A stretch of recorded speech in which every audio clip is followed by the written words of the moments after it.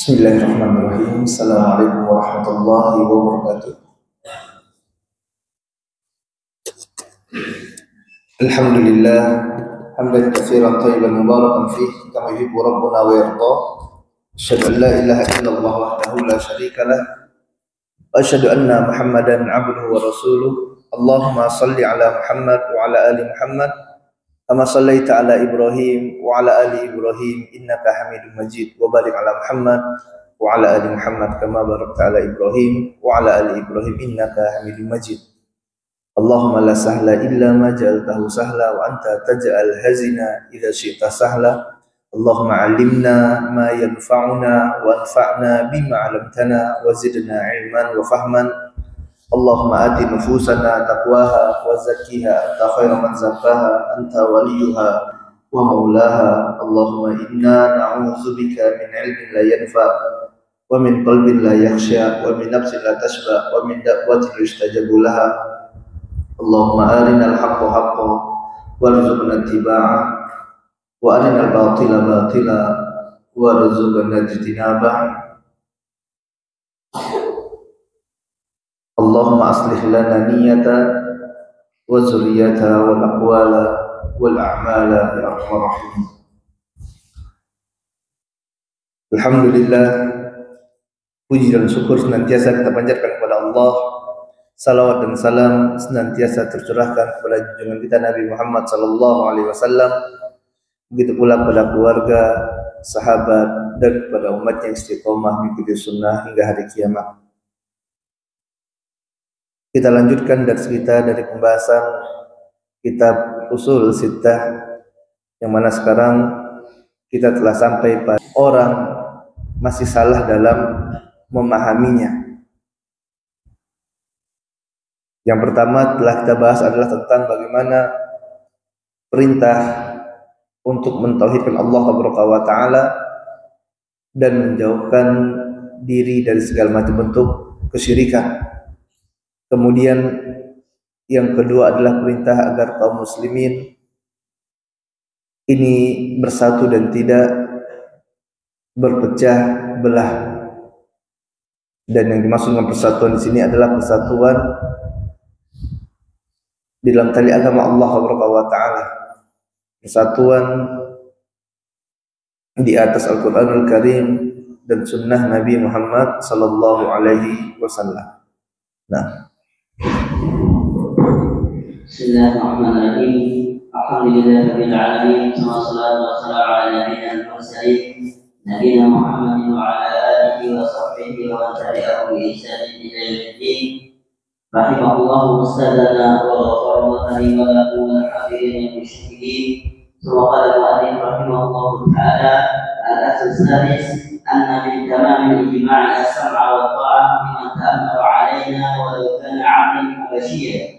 فبين الله هذا بيانا شافيا كافيا بوجوه من انواع البيان شرعا وقدرا. ثم صار هذا الاصل لا يعرف عند اكثر من يدعي العلم، فكيف العمل به؟ Kemudian pada usul yang ketiga setelah beliau rahimahullah menjelaskan tentang persatuan kaum muslimin dan larangan agar kaum muslimin tidak berpecah belah, beliau rahimahullah membawakan tentang kesempurnaan persatuan, tamam ijtima', yaitu bentuk kesempurnaan persatuan adalah as-sam'u wa ta'atu liman ta'ammara 'alaina, yaitu kaum muslimin mendengar dan patuh kepada pemimpin mereka. Dan ini merupakan kesempurnaan atau cara agar kaum muslimin dapat bersatu dengan persatuan yang sempurna, yaitu dengan cara mendengar dan taat kepada ulil amri. Kaum muslimin dan muslimat rahimani wa rahimakumullah, semoga Allah Ta'ala senantiasa merahmati kita semuanya. Mendengar dan taat kepada pemerintah, kepada pemimpin kaum muslimin adalah bentuk kesempurnaan dari makna persatuan. Tidak mungkin kaum muslimin bisa bersatu kecuali di sana ada pemimpin. Pemimpin yang memberikan hak kepada yang berhak untuk menerimanya. Pemimpin yang melindungi orang-orang yang terzalimi, yang mereka melakukan amar ma'ruf nahi munkar, menegakkan syariat Allah wa Ta'ala, dan melakukan urusan-urusan yang berhubungan dengan maslahat kehidupan dunia dan berhubungan dengan agama, yang tidak mungkin perkara ini dapat dilakukan kecuali dengan adanya pemimpin. Berkata Umar bin Khattab radhiyallahu ta'ala anhu, tidak ada Islam kecuali dengan adanya jamaah, yaitu adanya persatuan, dan tidak ada jamaah atau persatuan kecuali dengan adanya amir, dengan adanya pemimpin, dan tidak ada pemimpin kecuali dengan mendengar dan taat.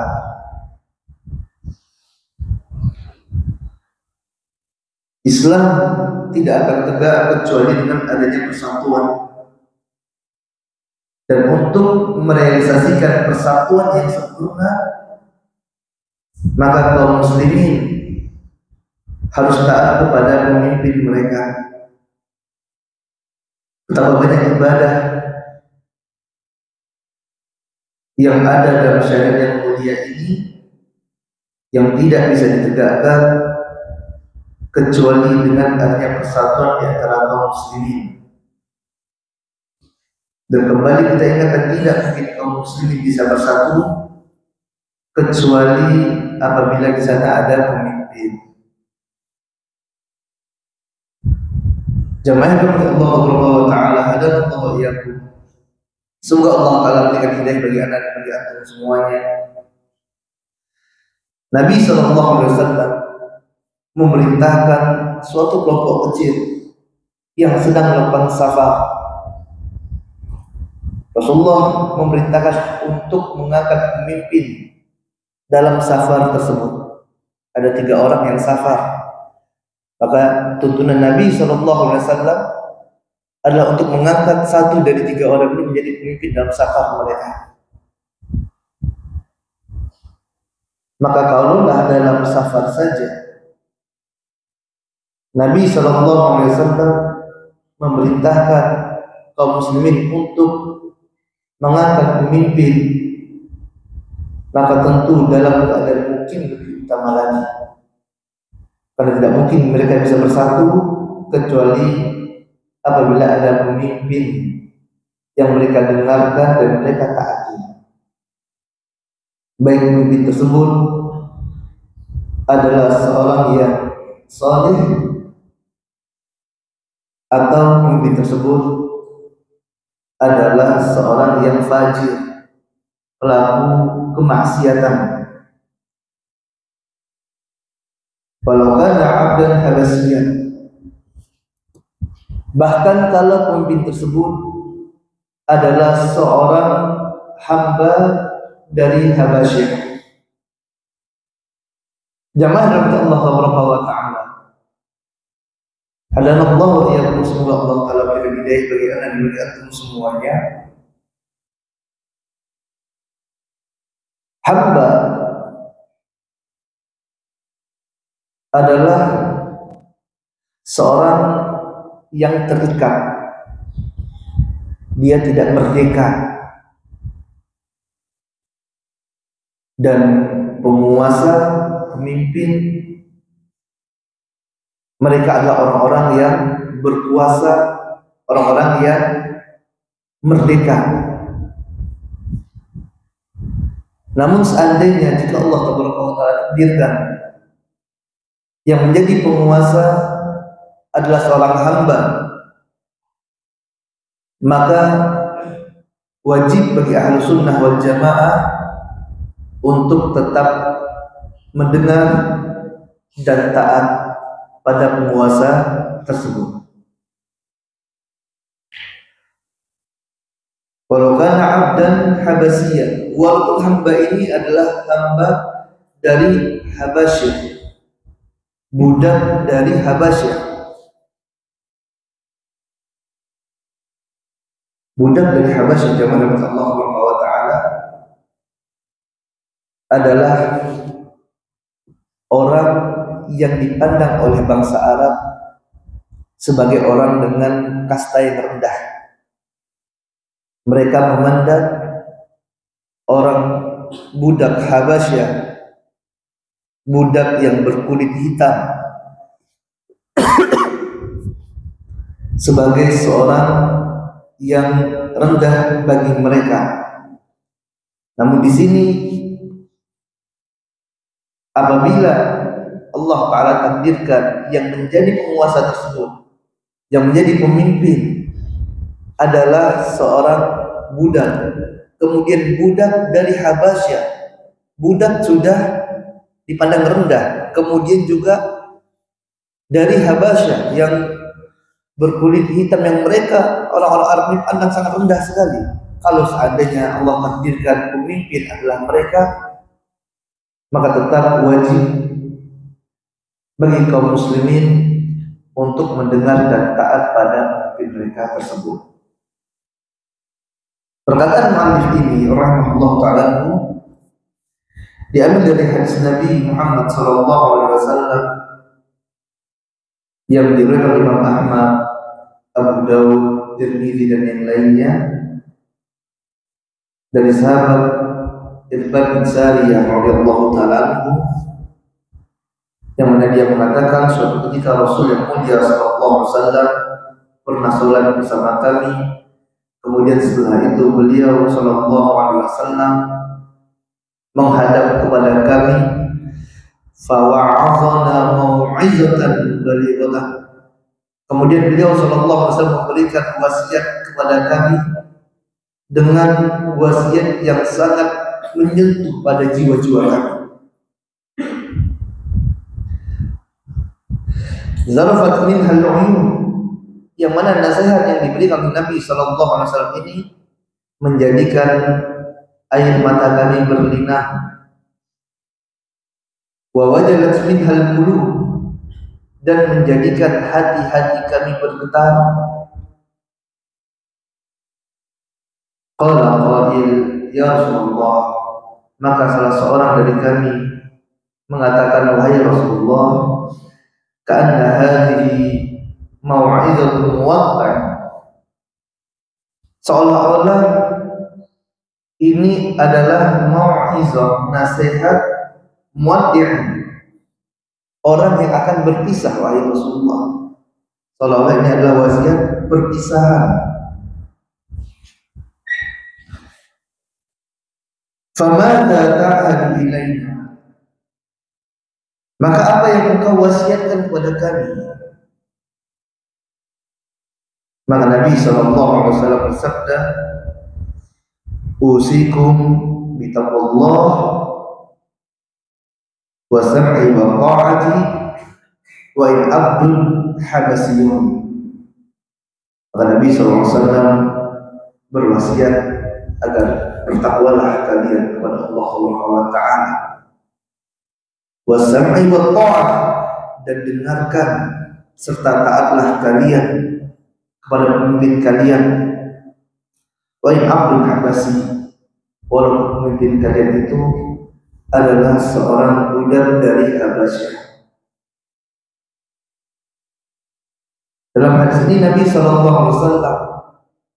memerintahkan kaum muslimin setelah taat kepada Allah dan Rasulnya, maka untuk taat kepada pemimpin mereka, karena ini merupakan bagian yang paling penting yang dengannya akan menjadikan kaum muslimin bersatu.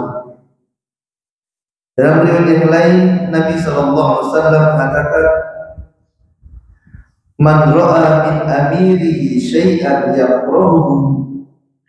Barang siapa yang dia melihat dari pemimpinnya sesuatu yang dia benci, falyasbir alaihi, maka hendaklah dia bersabar terhadapnya. Fa innahu man faraqal jama'ah sibron, dan barang siapa yang dia keluar dari jamaah sibron walau hanya sejengkal saja, famata illa mata mitatan jahiliyah, kemudian dalam keadaan seperti itu dia meninggal dunia, dia mati dalam keadaan yang demikian, keluar dari ketaatan terhadap pemimpin kaum muslimin, mata mitatan jahiliyah, maka matinya seperti mati jahiliyah. Yang maksud dengan mati jahiliyah di sini jamaah yang Allah Taala bukan mati dalam keadaan kafir, bukan. Jangan sembarangan memberikan vonis kafir kepada seseorang.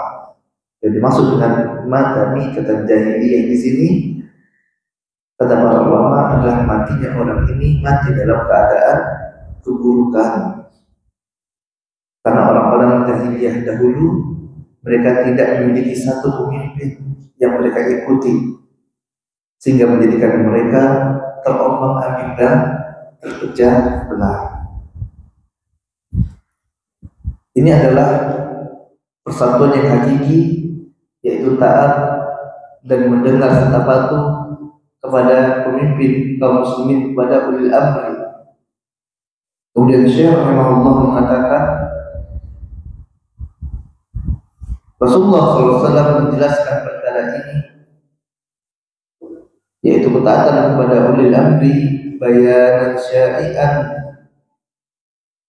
yaitu dengan penjelasan yang sudah sangat jelas sekali,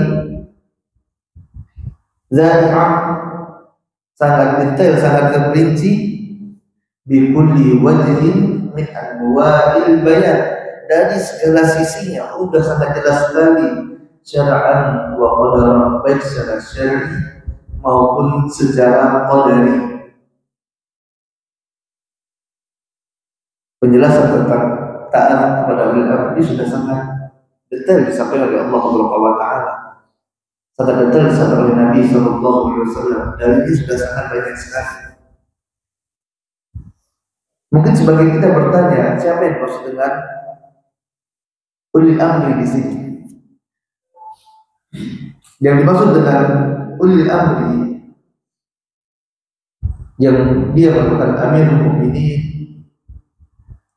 dia adalah seorang yang menjaga urusan kaum muslimin. Dia adalah imam yang manusia semuanya mengakuinya sebagai seorang imam. Jadi bukan imam yang hanya diakui oleh kelompoknya saja, yang manusia semuanya ridho kepadanya. Ada 3 pendapat para ulama terkait siapa ulil amri. Yang pertama adalah yang mereka mengatakan yang maksud ulil amri adalah para ulama. Yang kedua, yang mereka mengatakan ulil amri di sini adalah penguasa. Kemudian yang ketiga, yang mengatakan yang dimaksud dengan ulil amri yang kita harus mendengar dan taat kepadanya, yaitu para ulama dan penguasa. Pendapat yang dipilih oleh Imam Ibnu Katsir rahimahullah dalam kitab tafsirnya adalah pendapat yang ketiga, yaitu yang dimaksud dengan ulil amri adalah ulama dan penguasa. Jamaah rahmatullah wa ta'ala, hadana Allah wa iyyakum, semoga Allah Ta'ala berikan hidayah berikan hidayah untuk semuanya. Agama Islam memerintahkan kepada kita untuk mendengar dan taat kepada ulil amri, kepada pemimpin kaum muslimin. Apakah kewajiban untuk mendengar dan taat kepada penguasa ini adalah ketaatan yang mutlak? Akidah Ahlussunnah wal Jamaah memerintahkan untuk taat dan mendengar serta patuh pada ulil amri, dan ini merupakan pembeda antara akidah Ahlussunnah dengan akidah Khawarij dan ahlul bidah yang lainnya, yang mereka enggan untuk mendengar dan taat kepada pemimpin. Hal ini dikarenakan mereka memandang ketaatan kepada pemimpin hanya jika pemimpin tersebut adalah orang yang soleh saja. Adapun jika pemimpin ini bermaksiat, fajir, maka kata mereka tidak ada ketaatan. Maka yang seperti ini harus kita luruskan. Yang dimaksud dengan pemimpin yang fajir di sini, pemimpin yang maksiat adalah pemimpin yang dia bermaksiat untuk dirinya sendiri. Contoh misalnya, apabila ada pemimpin penguasa yang dia suka minum minuman keras, dia suka berzina, dia memakan harta riba, ini adalah maksiat kepada Allah Subhanahu wa taala yang dia lakukan larangan Allah Subhanahu wa taala. Ketika pemimpin ini mengajak kaum muslimin, memerintahkan untuk berjihad, maka pada waktu itu tetap wajib bagi kaum muslimin untuk menjawab seruan jihad tersebut, walaupun pemimpin ini adalah pemimpin yang fajir. Dan tentu di sini adalah jihad yang syar'i. Kenapa? Karena jihad yang dilakukan dengan pemerintah, pemimpin kaum muslimin. Yang seperti ini kaum muslimin harus mendengar dan patuh kepada mereka. Adapun apabila pemimpin tadi mengajak kaum muslimin, memerintahkan kepada mereka untuk maksiat kepada Allah, pemimpin ini dia suka berjudi, kemudian dia perintahkan kepada rakyatnya untuk berjudi semuanya. Dia suka minum khamar, dia perintahkan kepada rakyatnya untuk minum khamar. Maka yang seperti ini kaum muslimin tidak ada kewajiban taat dan maksiat kepada Allah Subhanahu wa taala. Jadi maksudnya pemimpin fajir yang kita diwajibkan untuk mendengar dan taat kepada mereka adalah kefajiran itu, keburukan dan maksiat itu adalah berlaku untuk dirinya sendiri. Ahlussunnah tetap mendengar dan taat. Tetapi apabila dia mengajak kepada kemaksiatan kepada Allah Subhanahu wa taala, maka pada saat itu tidak ada kewajiban untuk taat kepada maksiat kepada Allah Subhanahu wa taala. Maka dari sini tahulah kita bahwasanya ketaatan kepada pemimpin bukanlah ketaatan yang mutlak. Ketaatan kepada pemimpin adalah jika perintah tersebut tidak bertentangan dengan syariat Allah Subhanahu wa taala.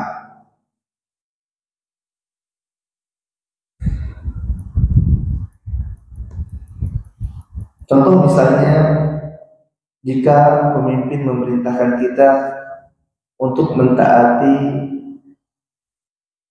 aturan dalam berkendara, ada rambu-rambu, maka wajib yang seperti ini. Contoh lain misalnya, dalam perkara haji sudah ditetapkan kuotanya untuk jamaah haji Indonesia sekian ribu orang, sekian juta misalnya. Ini untuk maslahat. Tidak bisa kita katakan ya udah kami tidak apa tuh, pokoknya mau berangkat. Apa yang terjadi?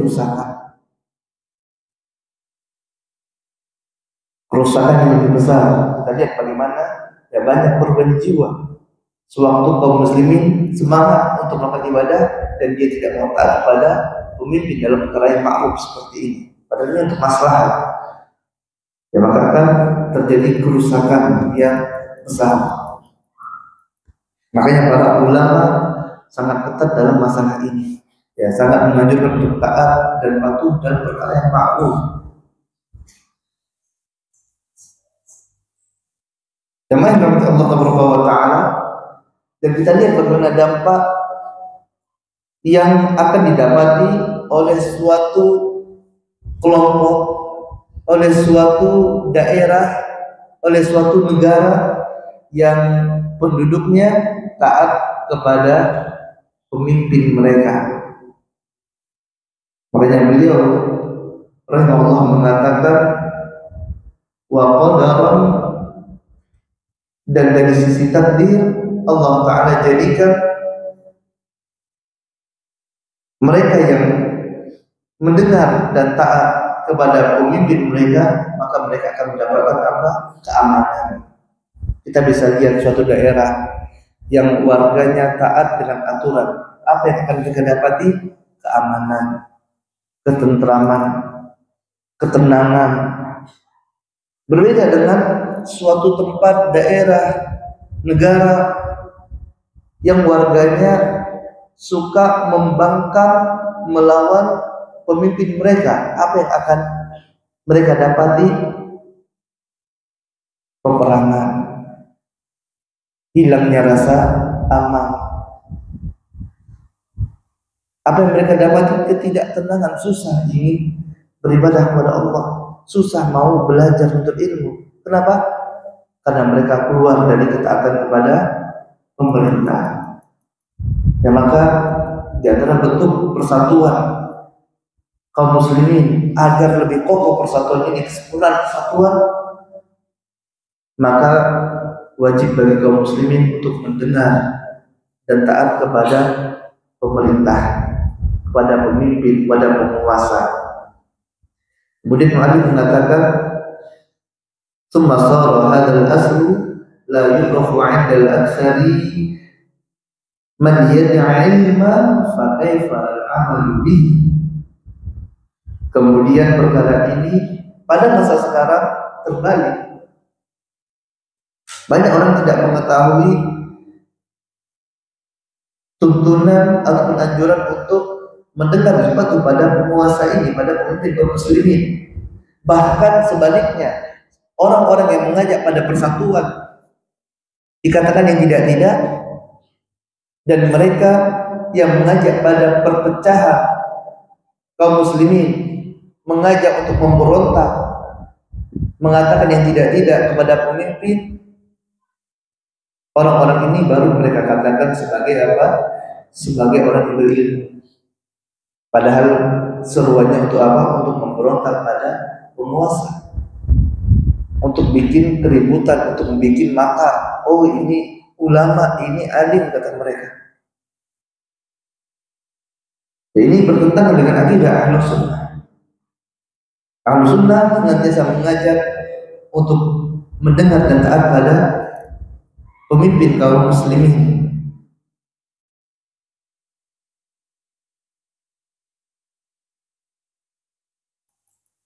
Dan tentu Sewaktu kita katakan mendengar dan taat kepada pemimpin, bukan berarti Ahlus Sunnah tidak memberikan nasihat pada penguasa. Apabila penguasanya adalah penguasa yang fajir, melakukan kemaksiatan kepada Allah Taala, maka tetap ada yang namanya nasihat.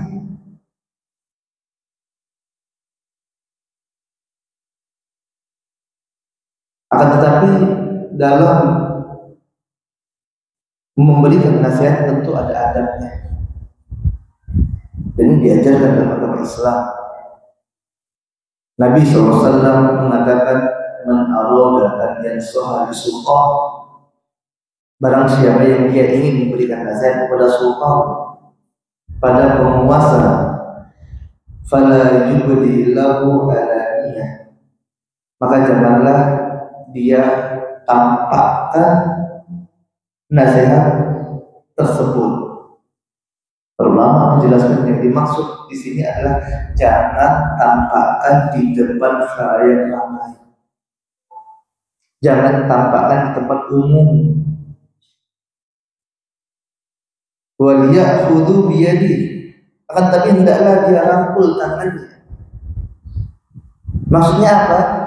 Nasihati berdua saja, ambil, diajak, kemudian sampaikan nasihat berdua, bukan depan khalayak, depan orang ramai, dan tidak dilihat oleh rakyatnya, tidak dipublis secara umum, secara terbuka. Tetapi nasihat tersebut adalah nasihat secara pribadi antara dirinya dan penguasa tersebut. Fa in qabila minhu fadaka wa illa qad adda alaihi.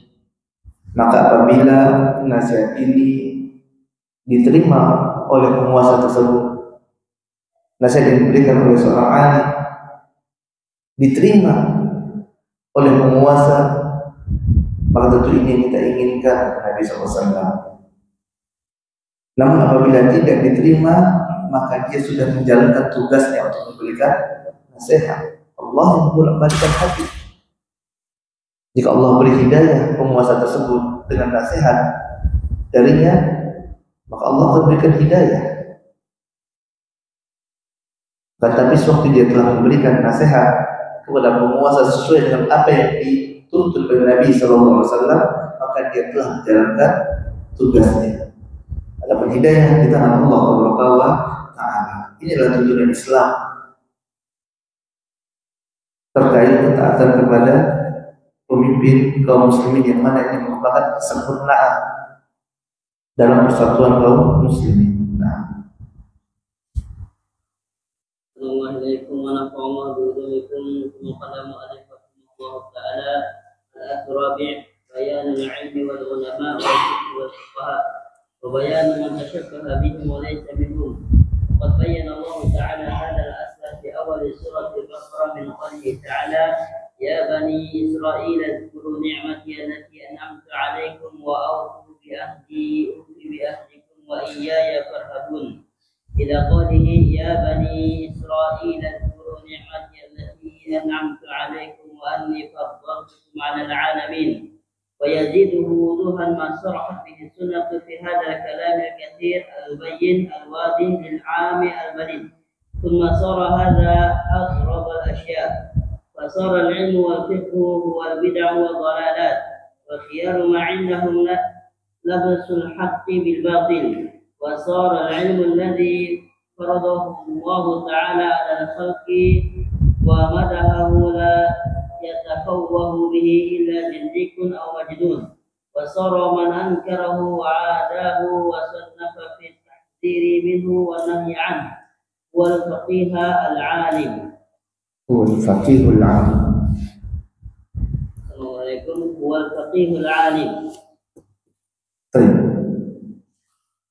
Al-asl rabi, fondasi yang keempat yang dijelaskan oleh muallif rahimahullah ta'ala, yaitu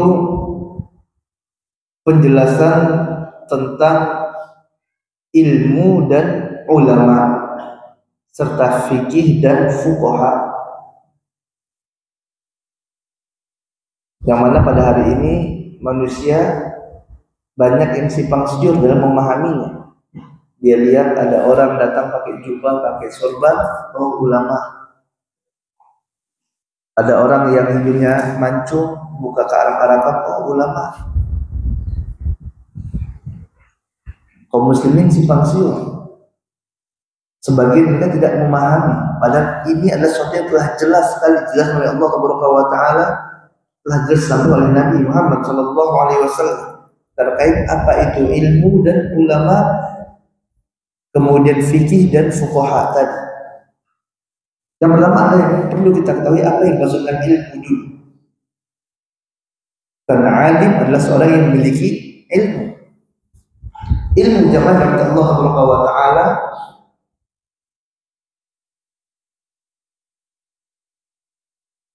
adalah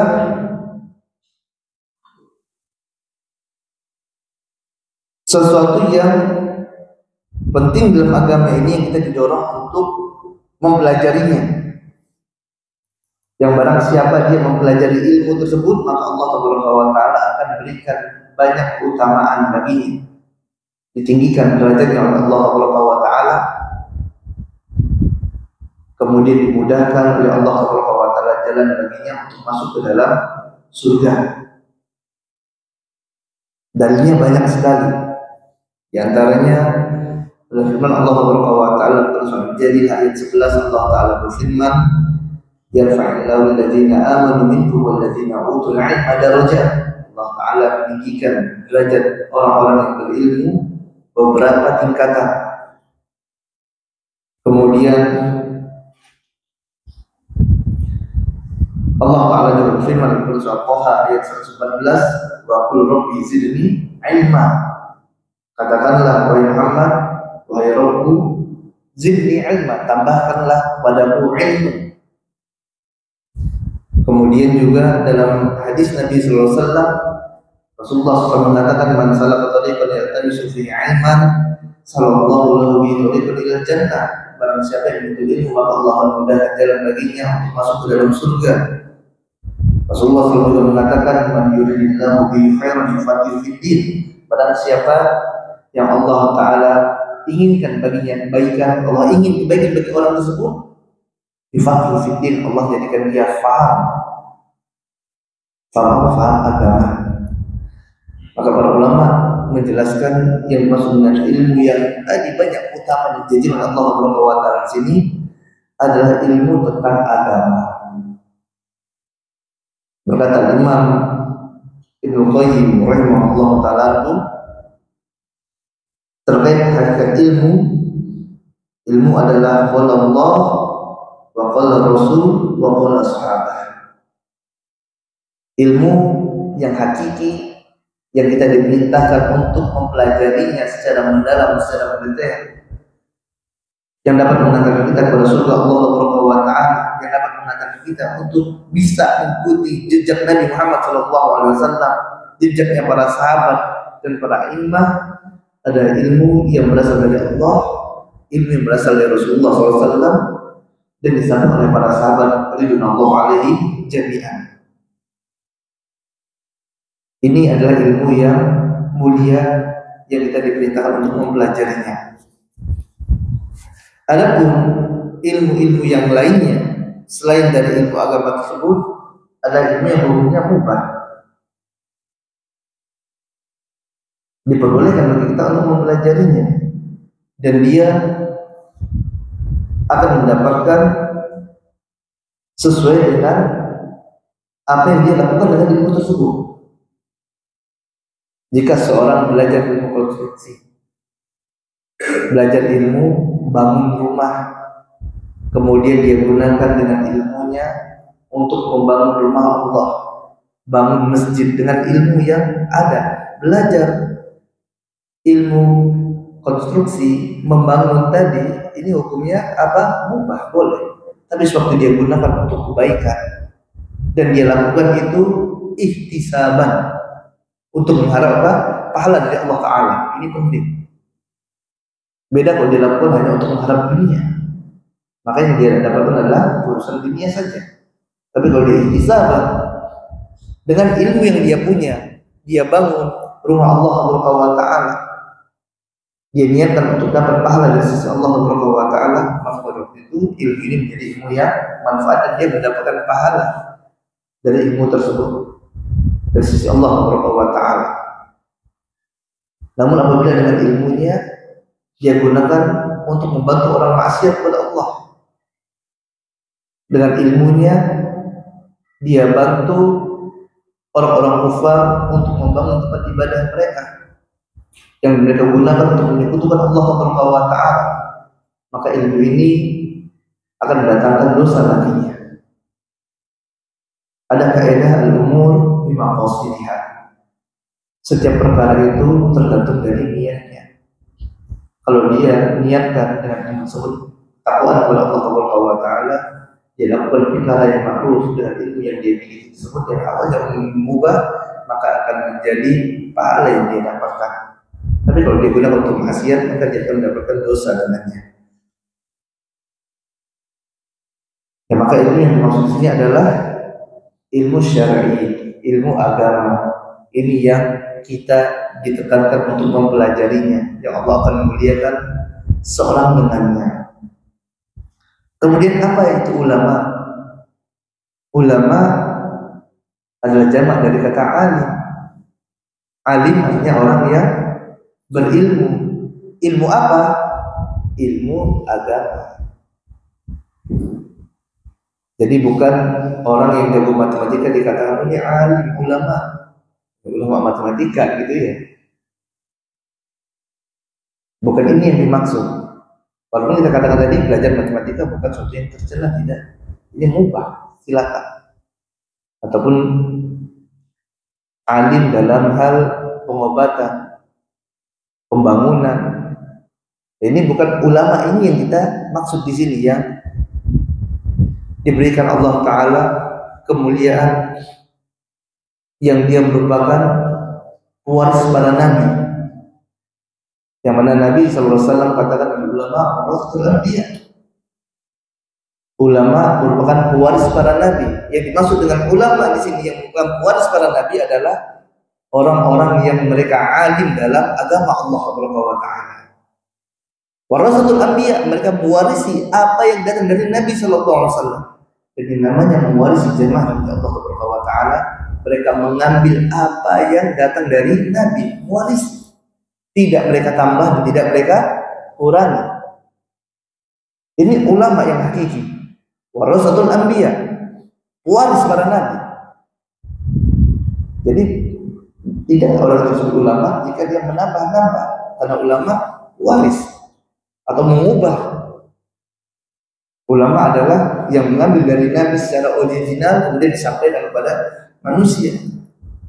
Dan mereka adalah orang-orang yang takut kepada Allah Subhanahu wa taala, tidak sembarangan dalam perkataannya, tidak sembarangan dalam perbuatannya. Allah Ta'ala katakan innama yakhshallahu min ibadihi ulama. Sesungguhnya orang-orang yang takut kepada Allah Subhanahu wa taala di antara hamba-hambanya adalah para ulama. Mereka adalah orang yang takut kepada Allah. Kenapa? Karena mereka mengenal Allah. Karena mereka mengetahui apa yang Allah Ta'ala sampaikan dalam Al-Quranul Karim. Mereka mempelajari hadis Nabi dan mereka tahu apa yang Nabi SAW sampaikan dalam sunnahnya, dalam hadis-hadisnya. Mereka mengetahui hak Allah. Mereka mengenal Nabi SAW. Mereka tahu Nabi SAW itu sangat cinta kepada umatnya. Mereka tahu, kenal Nabi Muhammad SAW, kenal Allah, kenal Rasulullah SAW. Makanya Allah Ta'ala katakan sewaktu mensifati Nabi SAW. Allah Ta'ala berfirman, "Laqad ja'akum rasulun min anfusikum, azizun 'alaihi ma 'anittum, harisun 'alaikum bil mu'minin, ra'ufur rahim." Apa kata Allah Ta'ala sewaktu menyikapi Nabi SAW?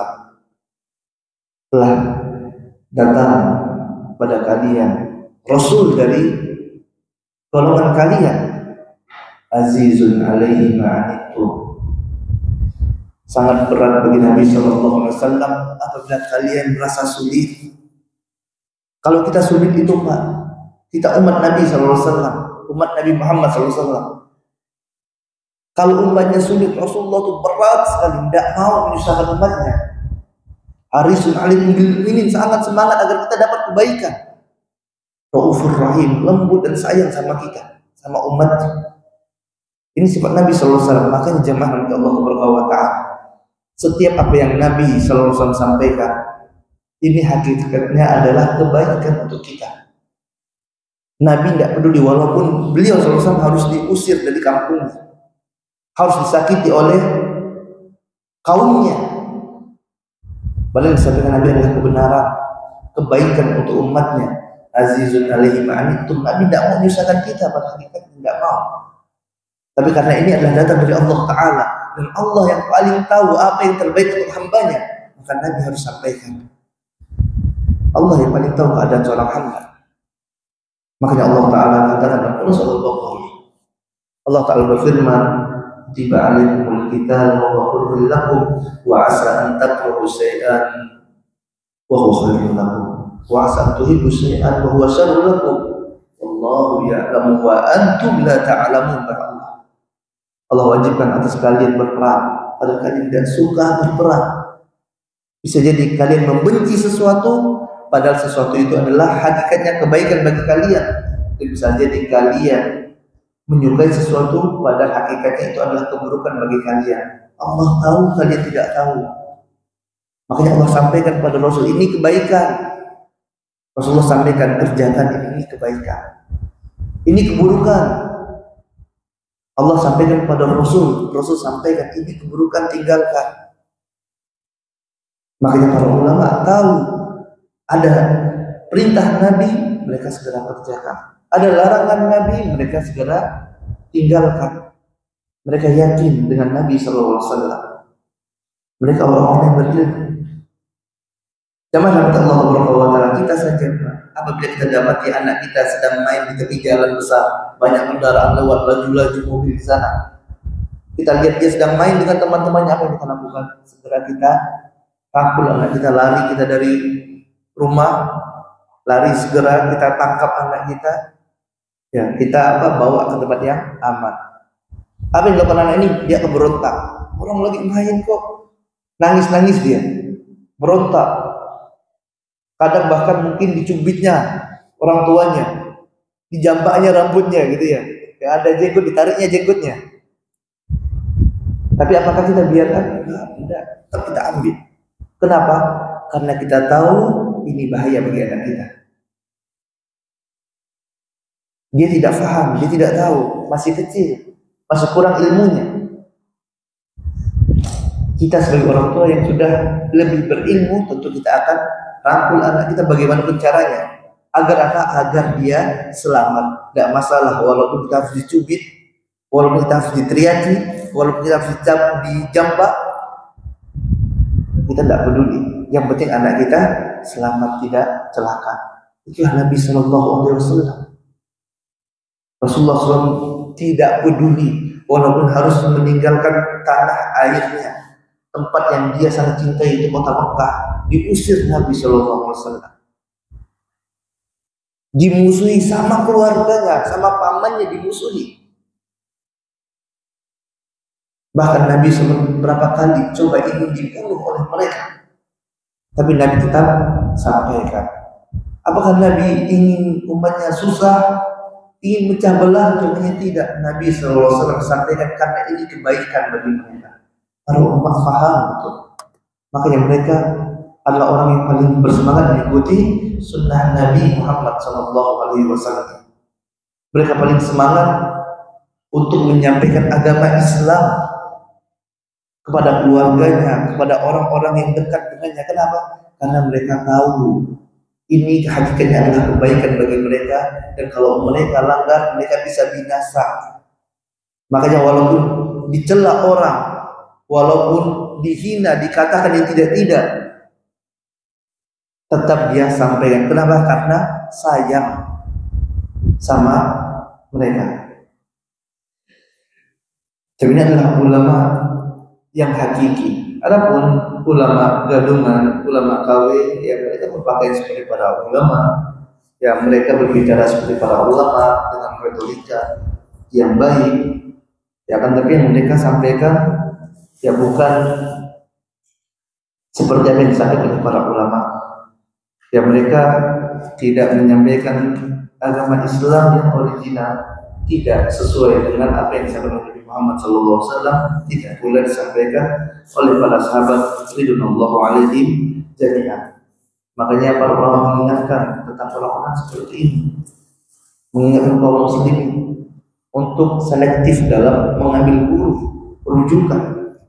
Berkata Ibnu Sirin rahimahullah, inna hadza 'ilma dinun fanzuru amma ta'khuzuna dinakum. Sesungguhnya ilmu ini adalah agama kalian, maka lihat dari mana kalian mengambil ilmu. Jangan sembarangan mengambil ilmu, apalagi di zaman yang penuh fitnah seperti sekarang ini. Maka selektif, ambil dari ulama rabbani, ulama yang hakiki, yang mengajak manusia kepada Allah, mengajak manusia untuk kembali kepada sunnah Nabi Muhammad SAW.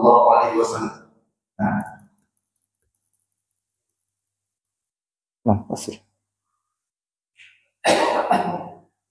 Assalamualaikum warahmatullahi wabarakatuh. Maqala mu'allif rahimahullah ta'ala al-asl al-khamis bayanullahi subhanahu wa ta'ala ya awliya'illah wa tafriquhu bainahum wa bainal mutashabbihin bihim min a'da'illahi al-munafiqin wal fujjar. Bayakfi fi hadha ayat fi surah Al-Imran wa hiya qawluhu ta'ala wa in kuntum tuhibbuna Allah fattabi'uni yuhibbukum Allah. وآية في سورة المائدة وهي قوله تعالى يا أيها الذين آمنوا من يرتد منكم عن دينه فسوف يأتي الله بقوم يحبهم ويحبونه. وآية في يونس وهي قوله تعالى ألا إن أولياء الله لا خوف عليهم ولا هم يحزنون الذين آمنوا وكانوا يتقون. ثم صار الأمر عند أكثر من يدعي العلم وأنه من هداة الخلق وحفاظ الشرع إلى أن الأولياء لا بد فيهم بترك اتباع الرسل ومن تبعهم فليس منهم ولا بد من ترك الجهاد فمن جاهد فليس منهم ولا بد من ترك الإيمان والتقوى ومن تعهد بالإيمان والتقوى فليس منهم. يا ربنا نسألك العفو والعافية إنك سميع الدعاء. Kemudian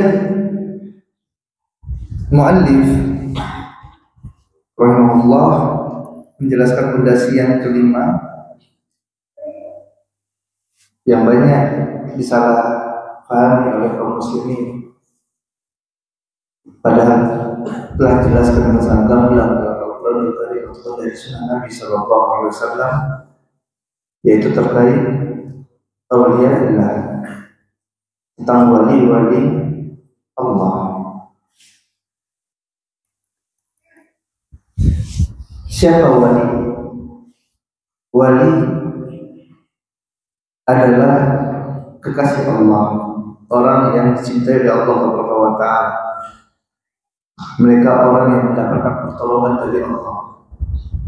Dan ada dua komponen kata para ulama yang dimiliki oleh para wali. Yang pertama adalah mahabbah, yang kedua adalah nusrah. Mahabbah, wali Allah adalah orang-orang yang dicintai oleh Allah Subhanahu wa Ta'ala. Kemudian yang kedua adalah nusrah. Wali Allah adalah orang-orang yang senantiasa mendapatkan pertolongan dari Allah Subhanahu wa Ta'ala. Ini adalah wali yang hakiki.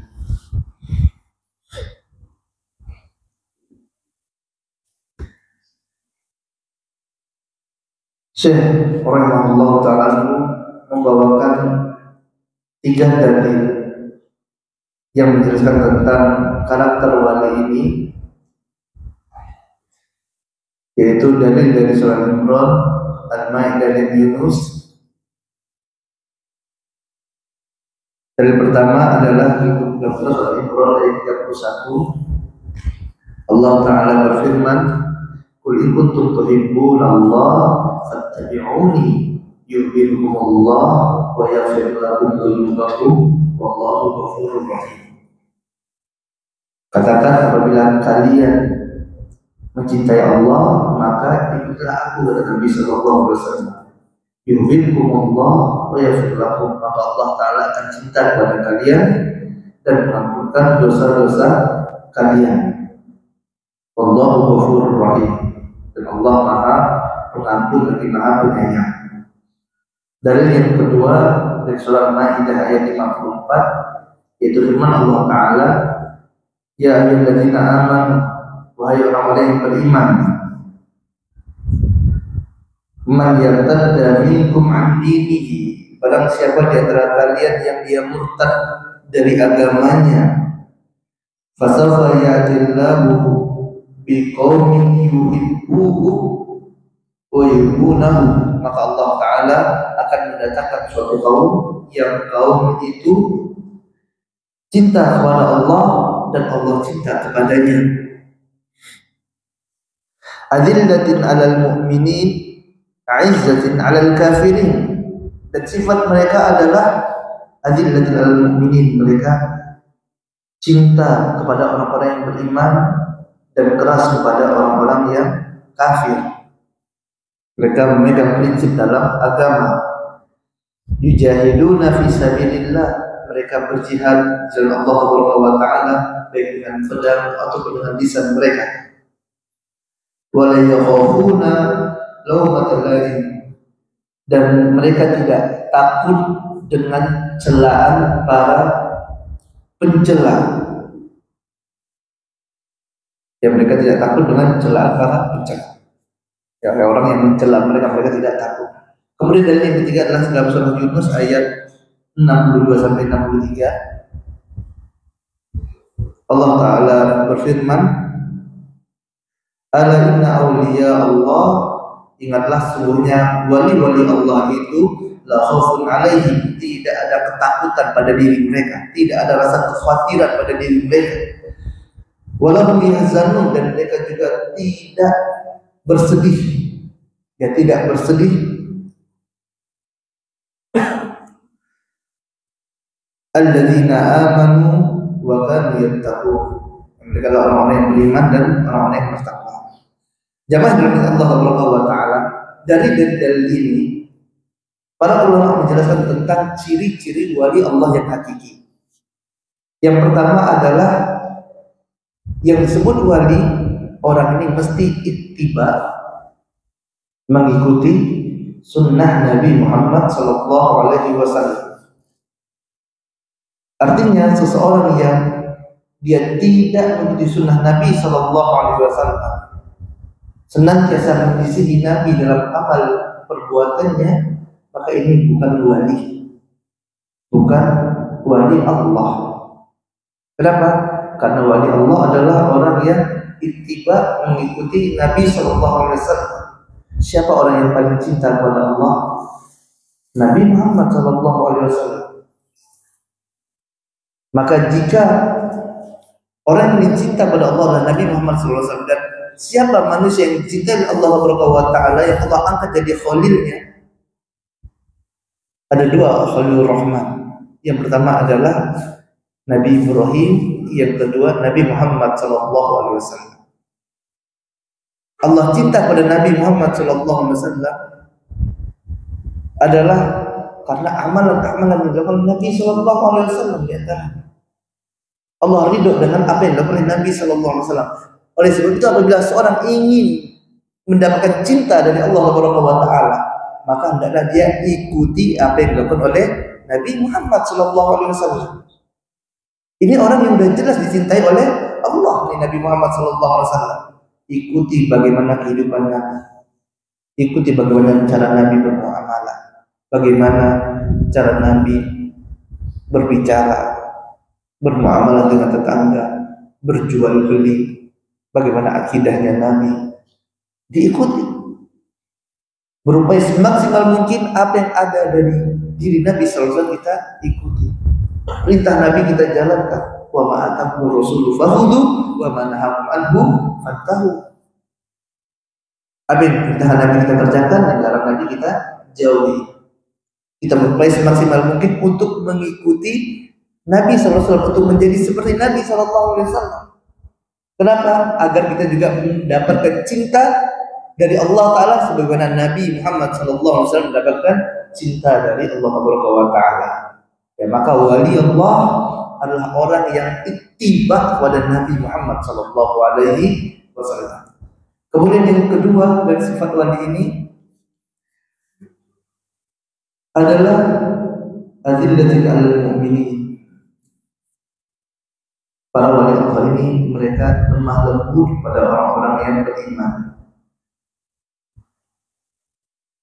merendah pada kaum ini, tidak sombong, tidak meninggikan diri mereka. Kayak Allah Ta'ala katakan, fala tuzakku anfusakum huwa a'lamu biman ittaqaa. Jangan kalian sucikan diri kalian, anggap diri kalian itu paling tinggi, paling hebat, paling pintar. Jangan. Allah yang paling tahu siapa yang paling bertakwa di antara kalian. Dan para wali mereka tidak menganggap diri mereka tinggi di hadapan manusia. Dia duduk bersama kaum muslimin, tidak mau ditinggikan melebihi batasannya. Makanya Nabi SAW melarang umatnya untuk gulu kepada beliau, berlebih-lebihan sebagaimana orang-orang Nasrani berlebihan kepada Isa bin Maryam. Ini wali Allah. Kemudian yang ketiga, izzatin 'alal kafirin.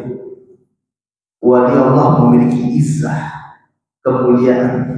Mereka keras kepada orang-orang kafir. Keras yang dimaksud jamaah yang dirahmati Allah Ta'ala, bukan berlaku zalim, bukan. Wali Allah, orang-orang yang dicintai Allah Ta'ala, memahami larangan untuk bersikap zalim kepada manusia. Bukan berarti sok dikatakan bersikap keras kepada orang-orang kafir maka orang-orang kafir ditindas berlaku zalim dan haknya diambil. Tidak.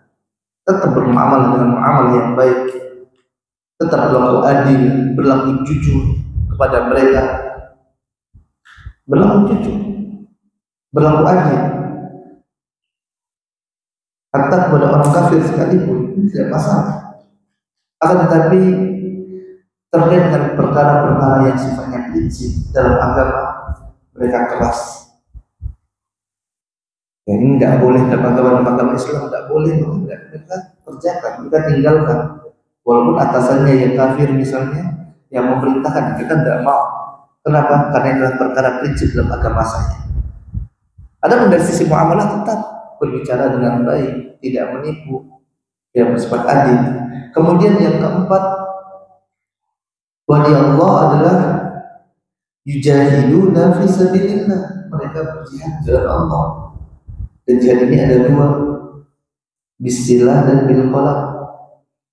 Jihad dengan pedang dan jihad dengan pena, itu dengan lisan, dengan dakwah. Ini wali Allah. Mereka berjihad jalan Allah Subhanahu wa taala, meninggikan kalimat Allah.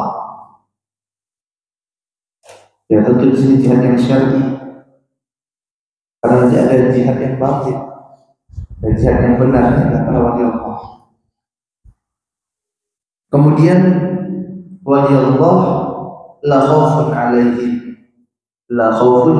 tidak ada ketakutan dalam diri mereka, tidak ada kekhawatiran. Walahum yahzanun, dan mereka tidak bersedih hati. Rasa takut jamaah kepada Allah Subhanahu wa taala, kata para ulama, ini berhubungan dengan masa depan. Takut tidak makan. Kenapa? Tidak sholat, padahal sudah azan. Nanti aku sepi, padahal sholat berapa lama sih? Wali Allah tidak datang panggilan Allah Subhanahu wa taala, mereka jangan minta Allah. Jangan minta Allah Subhanahu wa taala. Wali ini juga kerja, mencari nafkah.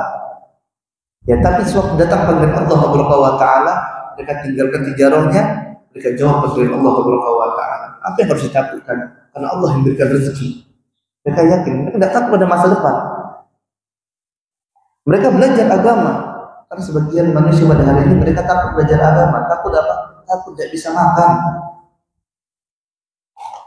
Anaknya dimasukkan ke pondok, apa tidak pernah masuk pondok? Nanti mau kerja apa Ustaz? Kalau tidak kerja mau makan apa? Wali Allah wala khaufun alaihim. Mereka tidak takut, tidak ada rasa takut pada diri mereka, mereka tidak khawatir. Allah yang beritahu kita untuk belajar agama. Apakah Allah akan hinakan orang yang mempelajari agamanya?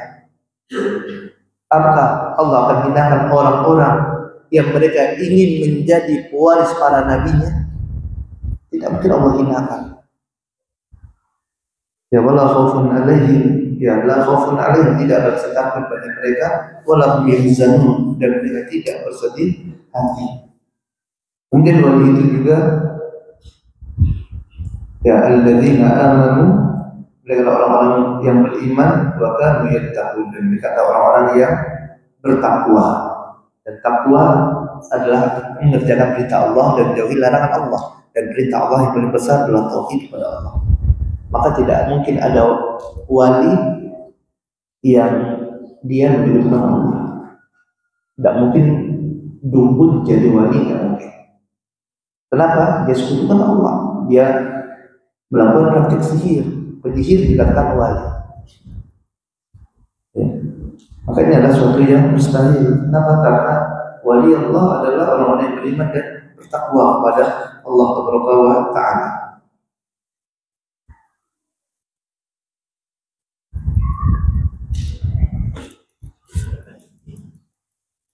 Dan wali ini ada karomah.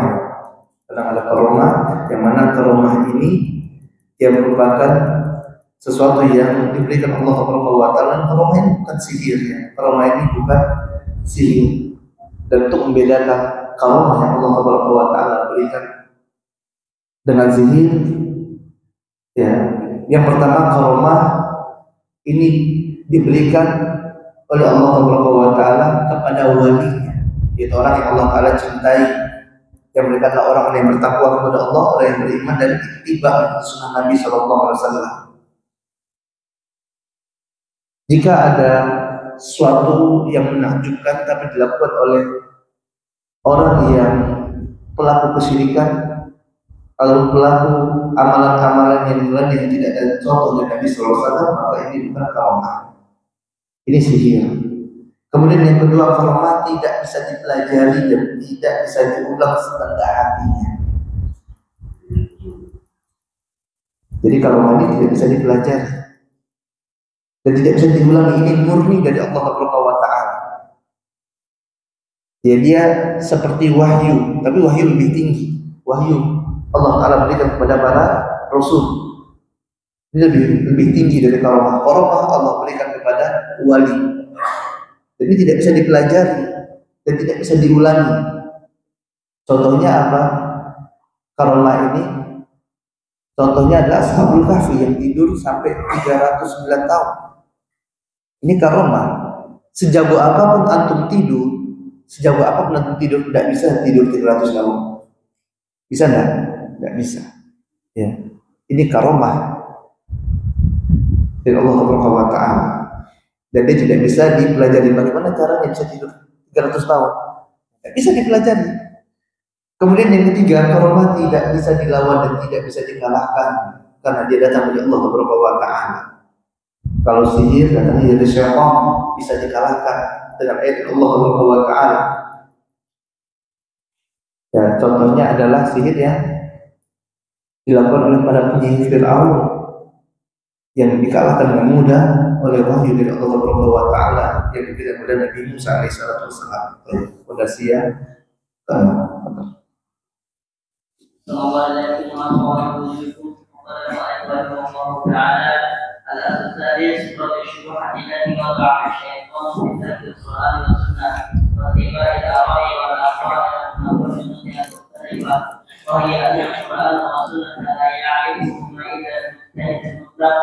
وهو الموصوف بكذا وكذا وصف تعالى على سبيل التامة لأبي بكر وعمر فإن لم يكن الإنسان كذلك فليعلم أنهما فرضا حتما لا شك ولا إشكال فيه ومن طلب الهدى منهما فهو إما صديق أو إما مجنون لأجل صعوبة فهمهما. فسبحان الله وبحمده كم بين الله سبحانه وتعالى شرعا وقدرا خلقا وأمرا برد هذه الشبهة الملعونة من وجوه شتى بلغت إلى حد الضرورات العامة، ولكن أكثر الناس لا يعلمون.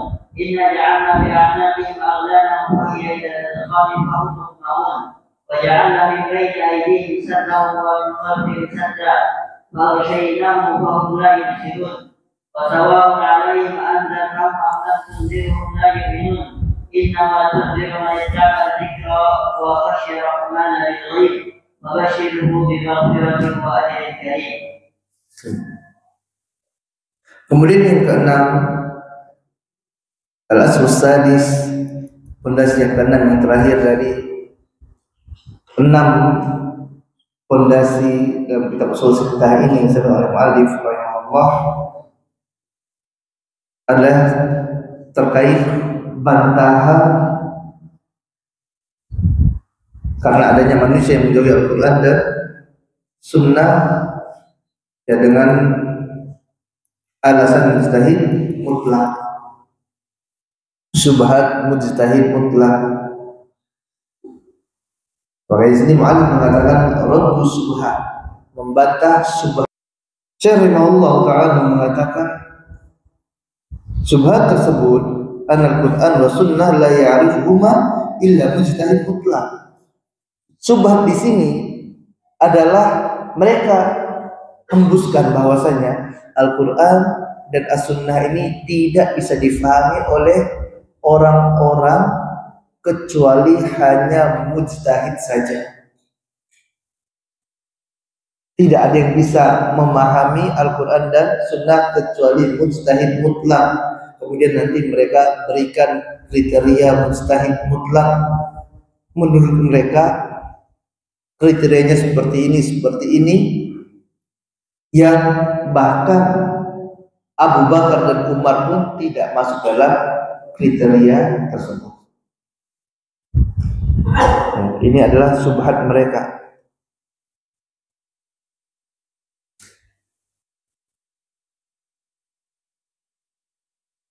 Nah, contoh misalnya mereka berikan kriteria seorang mujtahid mutlak adalah orang yang harus hafal 1 juta hadis. Kalau udah maka ya tidak boleh berbicara tentang Al-Quran, tidak boleh berbicara tentang As-Sunnah. Harus hafal kutubus sittah, harus hafal seluruh hadis baru boleh berijtihad.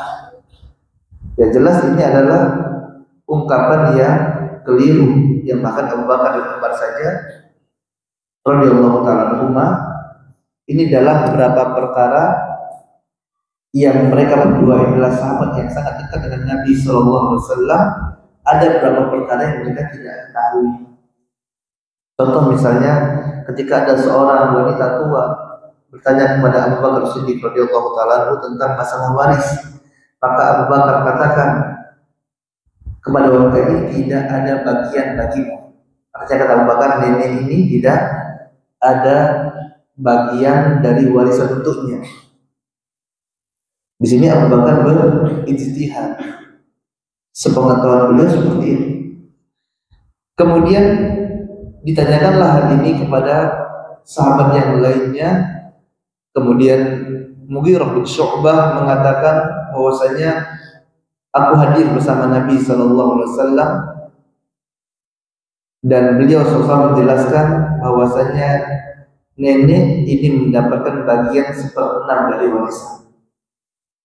Kemudian Abu Bakar pun tanyakan perkara ini kepada sahabat tersebut, apakah ada yang lain yang mendengar seperti dirimu? Maka berilah Muhammad bin Aslamah al-Ansari dan mengatakan apa yang seperti disampaikan oleh Mughirah bin Syu'bah. Maka Abu Bakar pun rujuk dari pendapatnya. Ini Abu Bakar As-Siddiq radhiyallahu ta'ala. Dan ternyata Abu Bakar ada juga tidak tahu dalam perkara agama ini. Lalu bagaimana dikatakan seorang mujtahid mutlak? Maka dia harus faham seluruh bagian dari agama. Maka tidak mungkin. Tujuan mereka jamaah Allah Subhanahu wa ta'ala dari ungkapan annal Quran wa sunnah la ya'rifuhuma illa mujtahid mutlaq. Al-Quran dan sunnah ini tidak bisa difahami oleh mujtahid mutlaq. Tujuan mereka adalah yang pertama untuk memalingkan manusia dan Al-Quran dari hadis, ya, untuk memalingkan manusia dari Al-Quran dan hadis Nabi Muhammad SAW. Ini tujuan mereka, agar manusia tidak rujuk kepada Al-Quran, tidak rujuk kepada hadis Nabi SAW. Yang kedua, tujuan mereka adalah agar manusia tidak mau belajar Al-Quran dan hadis. Tidak mau diterima. Kenapa? Karena berat, susah, ditakut-takuti. Kalau belajar agama itu seperti ini, seperti ini. Nanti harus menghafal kayak gini, banyak harus menghafalkan ini semua.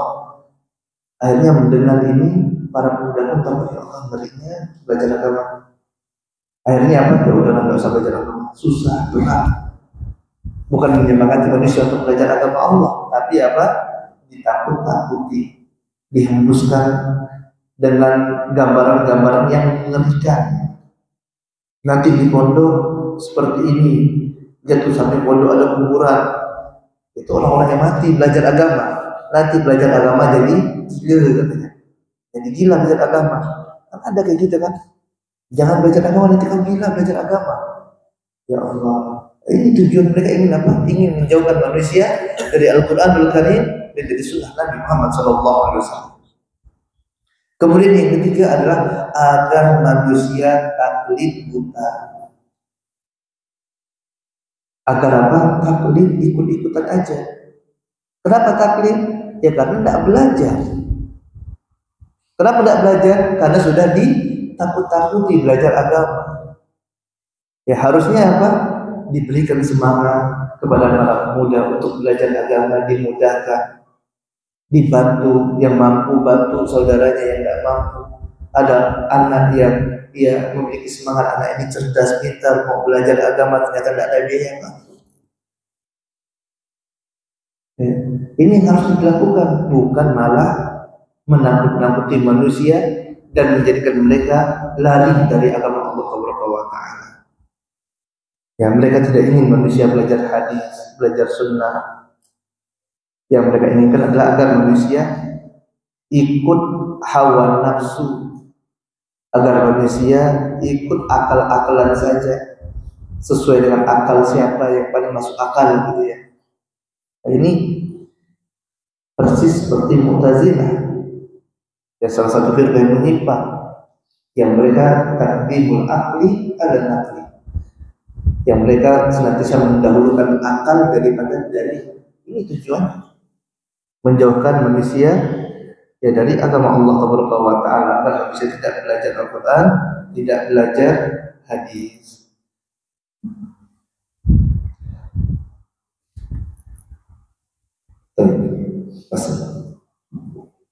Assalamualaikum warahmatullahi wabarakatuh. Rahimahullah ta'ala akhiruhu walhamdulillahi rabbil alamin wa sallallahu ala sayyidina Muhammadin wa ala alihi wa sahbihi wa sallam tasliman katsiran ila yaumiddin. Maka setelah menyampaikan 6 kaidah pokok ini, ya, muallif rahimahullah ta'ala yang memuji Allah Taala, dan tentu kita harapkan bersama ya setelah mempelajarinya adalah bagaimana kita dapat menjadikan ini sebagai titik balik kita dalam belajar agama. Setelah kita mengetahui tentang 6 kaidah pokok ini, ya dapat menambah lagi semangat kita dalam menuntut ilmu agama, dalam belajar agama Islam, dapat meningkatkan semangat kita untuk mempelajari Al-Quranul Karim, mempelajari hadis-hadis Nabi SAW, dan dapat menerangkan kepada manusia perkara-perkara yang pada hakikatnya ini sudah sangat terang benderang.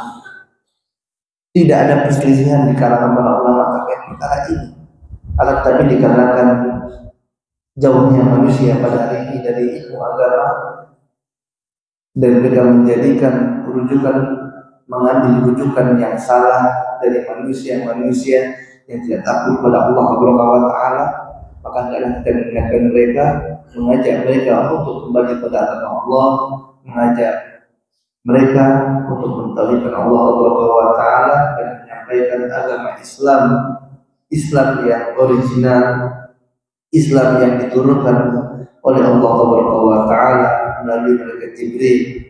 Kemudian malaikat Jibril sampaikan kepada Nabi Muhammad SAW. Nabi Muhammad SAW sampaikan, ajarkan kepada para sahabat. Kemudian para sahabat ajarkan kepada para tabi'in, para sahabat ajarkan kepada para tabi'in. Kemudian para tabi'in ajarkan kepada para tabi'in. Kemudian diambil oleh para a'immah, para imam Ahlus Sunnah wal Jamaah. Dan ini yang harus kita pelajari, yang harus kita dakwahkan, kita sampaikan kepada keluarga kita, sampaikan kepada orang-orang dekat kita, yang kita harapkan semoga dengannya Allah Subhanahu wa taala ridho kepada kita dan Allah taala masukkan kita ke dalam surga-Nya. Ini saja yang kita sampaikan ya pada sesi yang kedua ini. Terkait pembahasan kita usul sittah, insyaallah akan kita lanjutkan pada pembahasan yang selanjutnya, insyaallah nanti di Masjid An-Nur Sinta, pembahasan 3 kitab yang setelahnya. Semoga Allah Taala memberikan kemudahan dan keberkahan dalam kegiatan kita ini. Wassalamualaikum warahmatullahi wabarakatuh. Wa akhiru da'wana walhamdulillahi rabbil alamin. Subhanallah wa bihamdika, asyhadu an la ilaha illa anta, astaghfiruka wa atubu ilaik. Assalamualaikum warahmatullahi wabarakatuh.